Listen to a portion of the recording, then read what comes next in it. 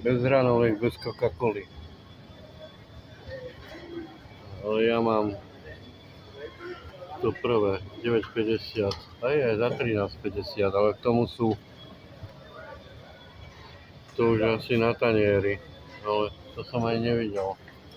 A k tomu sú ešte aj také dve placky, alebo trošku viac zeleniny, lebo to na tanieri nemám.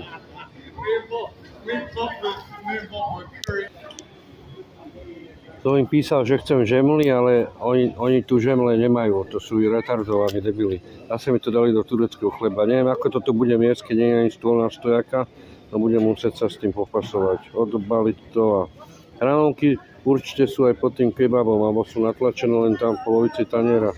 Tu je majonéza, Coca-Cola. Vidličku už mám v ruke. Je to dobré, len no, budem to musieť odbaliť, aby mi to nepadalo na zem. Tak som zistil, až teraz tu vonku to jem.